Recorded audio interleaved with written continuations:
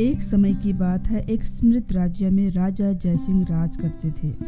उनके 2 बेटे थे। बड़ा बेटा विक्रम, जो अपनी बुद्धिमत्ता और चतुराई के लिए जाना जाता था, और छोटा बेटा अमन, जो बहुत ही भोला सीधा साधा था, अक्सर चुप रहा करता था। दरबारियों ने अमन को मूर्ख राजकुमार का नाम दे रखा था, क्योंकि वह राजकाज के मामलों में कोई दिलचस्पी नहीं दिखाता था और अक्सर बेवकूफी भरी बातें किया करता था। राजा विजय सिंह अब वृद्ध हो चले थे और अपने उत्तराधिकारी को चुनने के लिए चिंतित थे। उन्होंने दरबार में घोषणा की कि वह एक ऐसी परीक्षा लेंगे जिससे यह साबित हो सके कि उनका कौन सा बेटा राज्य चलाने के लिए सबसे योग्य है। राजा ने दोनों बेटों को बुलवाया और उन्हें एक एक सोने का सिक्का दिया। राजा ने अपने बेटों से कहा, पुत्रों, यह एक सोना का सिक्का लो। तुम्हें इस सिक्के का उपयोग कुछ ऐसे खरीदने में करना है जिससे हमारा यह विशाल राजमहल एक दिन और एक रात के लिए पूरी तरह से भर जाए। जो यह काम कर पाएगा वही मेरा उत्तराधिकारी बनेगा। दरबारियों ने यह घोषणा सुनी और आपस में फुसफुसाने लगे। महल इतना विशाल है, एक सोने के सिक्के से ऐसी कौन सी चीजें खरीदी जा जो इसे पूरा भर दे? मूर्ख राजकुमार तो निश्चित ही हार जाएगा, ये तो तय है। बड़ा बेटा विक्रम बहुत चतुर था। उसने तुरंत सोचा कि सबसे सस्ती और सबसे अधिक जगह घेरने वाली चीज क्या हो सकती है। विक्रम ने एक सोने के सिक्के से घास खरीदने की कोशिश की। उसने बाजार से भारी मात्रा में घास खरीदी और उसे महल के एक बड़े कमरे में डाल दिया, लेकिन घास कमरे के फर्श को भी पूरी तरह से नहीं भर पाई। अब विक्रम परेशान होने लगा। विक्रम ने सोचा कि शायद पत्तियां या रुई सस्ती मिलेगी, लेकिन वह समझ गया कि महल के कोने कोने को भरना असंभव है। परीक्षा का समय आने वाला था।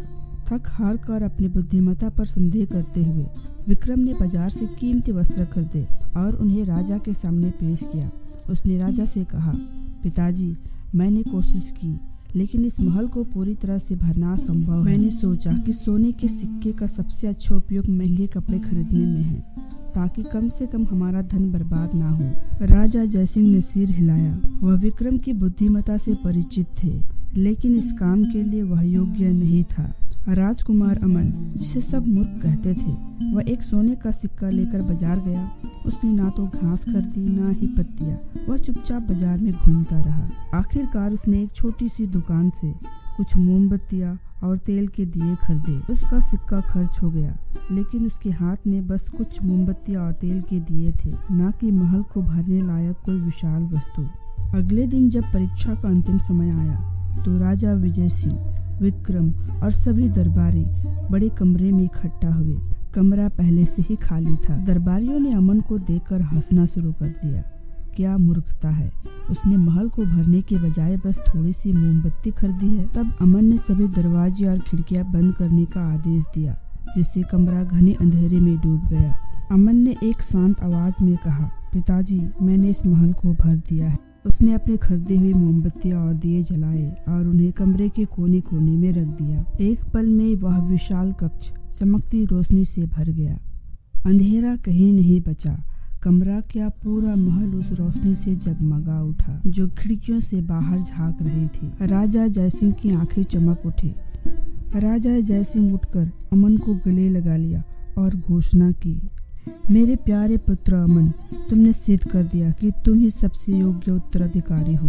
धन दौलत और भौतिक वस्तुएं कभी भी संतुष्टि नहीं दे सकती। असली बुद्धिमत्ता यह जानना है कि कम साधनों में से कैसे सब कुछ रोशन किया जा सकता है। तुमने एक छोटे से सोने के सिक्के से वह खरीदा जो पूरे राज्य का धन भी नहीं खरीद सकता था, प्रकाश और ज्ञान। चतुर विक्रम और सभी दरबारी अपने सिर झुकाकर अमन की बुद्धिमत्ता को स्वीकार करने के लिए मजबूर हो गए। इस कहानी की सीख, कभी कभी सबसे सीधा साधा दिखने वाला उपाय ही सबसे प्रभावित होता है।